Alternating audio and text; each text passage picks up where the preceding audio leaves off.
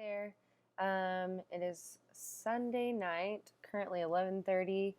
I decided to make another vlog. Just kind of been in my feelings, and I've been thinking about a couple of things that I've just been dealing with recently, I guess. Hope everyone's had a good day, a good weekend. Today was pretty good for me. I walked over 6 miles. What else? Hung out at the pool. Got some new clothes at Old Navy, which was exciting. Got some Taco Bell, which was also exciting. And just took a shower, and now here I am. So, yeah, so I want to talk today about splitting and possibly, if I have time, FP or favorite person. Might possibly make that into a separate video, but we'll see how long this first one is. So splitting. So I'm going to be reading a little bit from this book, I Hate You, Don't Leave Me. And great title. Sometimes I Act Crazy, Living with BPD. So I'll talk to you about that and maybe my my issues with splitting and what I experience. So splitting, the black and white world of the borderline. And I know that I've kind of touched on this in my last couple videos probably, but I want to go a little bit more in depth, so some of it might sound familiar, but yeah. Okay. The world of a borderline, like that of a child, is split into heroes and villains. Sorry. A child emotionally, the borderline cannot tolerate human inconsistencies and ambiguities. He cannot reconcile another's good and bad qualities into a constant, coherent understanding of that person. At any particular moment, one is either good or evil. There is no in between, no gray area. Lovers and mates, mothers and fathers, siblings, friends, and therapists may be idolized one day, totally devalued and dismissed the next. When the idolized person finally disappoints, as we all do, sooner or later, the borderline must drastically restructure his strict, inflexible conceptualization. Either the idol is banished to the dungeon, or the borderline banishes himself in order to preserve the all-good image of the other person. This type of behavior, called splitting, is a primary defense mechanism employed by the borderline. Technically defined, splitting is the rigid separation of positive and negative thoughts and feelings about oneself and others, that is, the inability to synthesize these feelings. Most individuals can experience ambivalence and perceive two contradictory feelings at one time.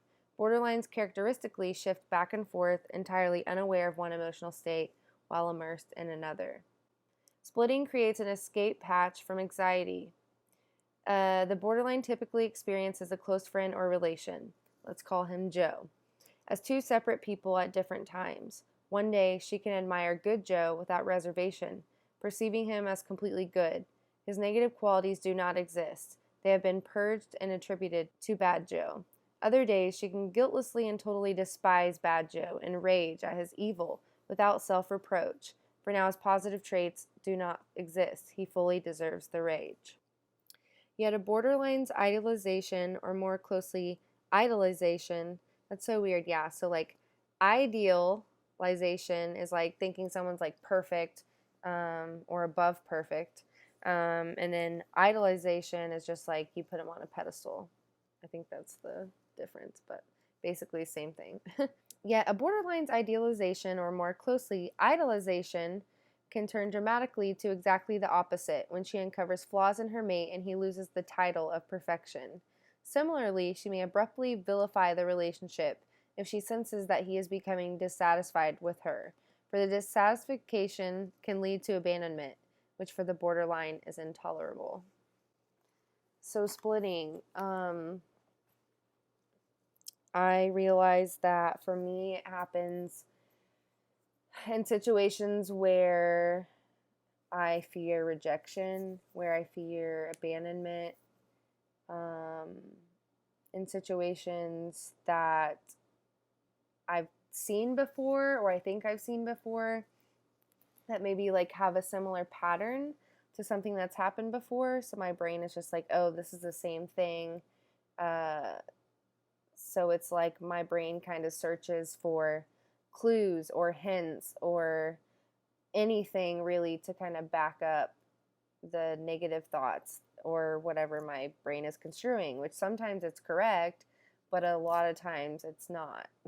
And my brain just kind of makes up its own stories. But it's kind of like that fight or flight. It's that defense mechanism. We fear someone's going to leave us, so our brain is just like, I'm going to hurt you before you hurt me, or like I'm going to reject you before you reject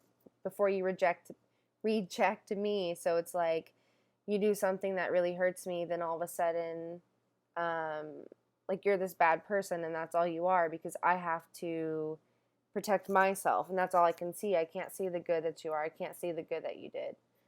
Or when someone has done something that I feel like I would never do to them, or like something that I feel like they did without thought or without others in mind, or like just kind of carelessly. I also realize that it kind of looks like I'm not wearing a shirt, but totally am. Old Navy. Or if I feel someone detaching, my brain kind of, like I said earlier, finds those clues and I just overanalyze everything. Splitting is difficult for the person that is, I guess, I don't want to say the victim of splitting, but is experiencing the splitting, and like the person with BPD. It's hard. It's hard. Like our brain can't make up its mind. Like one moment, I love you so much and you're this great person to me, and the next, it's just like, I detest you. I don't know. It's confusing because moments I'm like, okay, is this how I really feel? Is this me idolizing this person? Is this me devaluing this person? Is this me being crazy? Like, it's like I can't even trust my own thoughts because, a lot of times my thoughts are just like out of the blue, or not out of the blue, but what am I trying to say? Just kind of like out there, and so I'm just like, okay, like, is my brain just making up this story? Are like my fears and these thoughts right now, are they valid?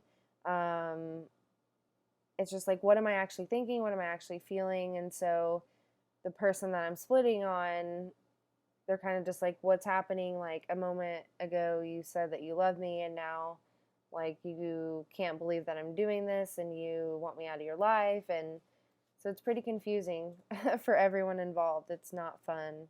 It's tough. It's like, like if I build emotional equity with someone, I want that to stick. I don't want this one thing that they did that hurt me to be the end all be all.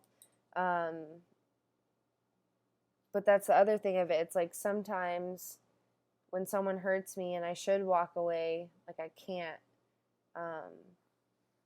My,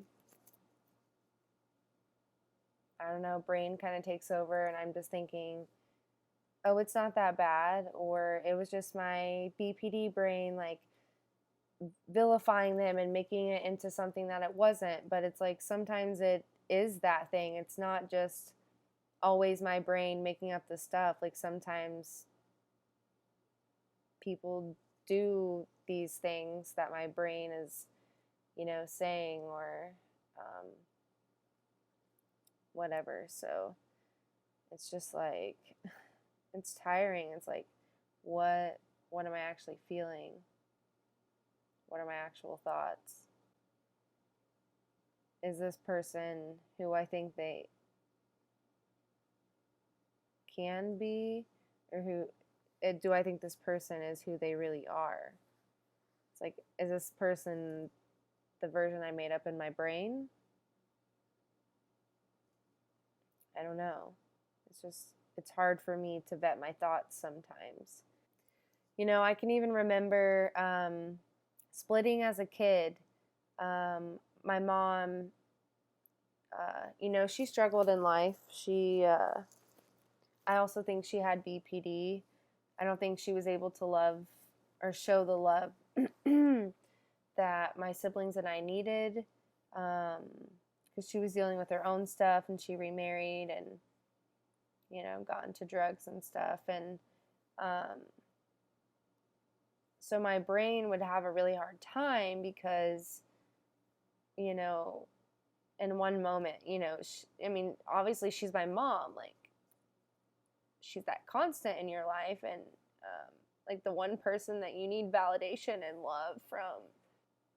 So yeah, like on one hand, like it's your mom, and like that she loves you, and that she's been there and she's your constant. But on the other hand, like she's being neglectful, and she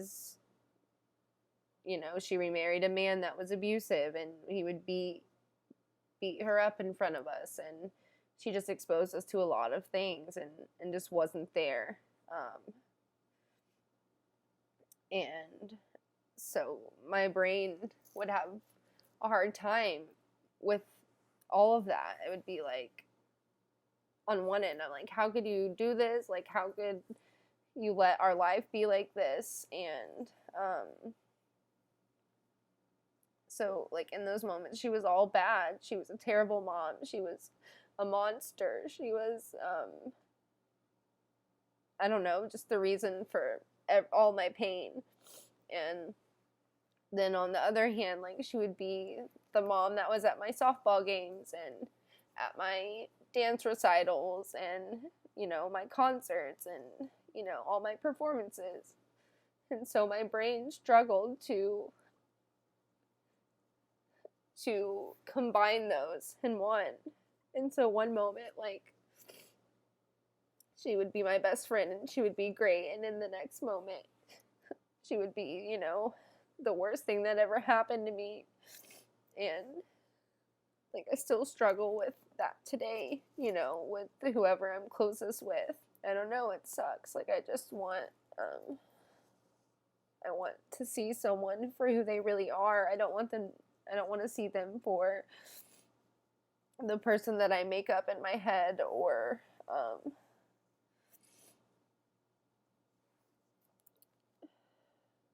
I don't know, the person that I think they could be or who I want them to be. I need to see them for who they are, because I so easily let people into my life that maybe shouldn't be there.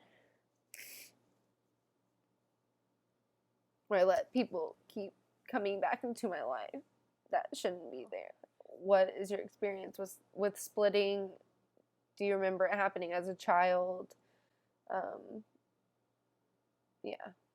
Tell me about your experience and how you combat that in the moment. Because I've been really, really, really struggling with it lately. So yeah, just leave a comment. Any questions you might have about splitting, or anything that you want to add or comment on, feel free.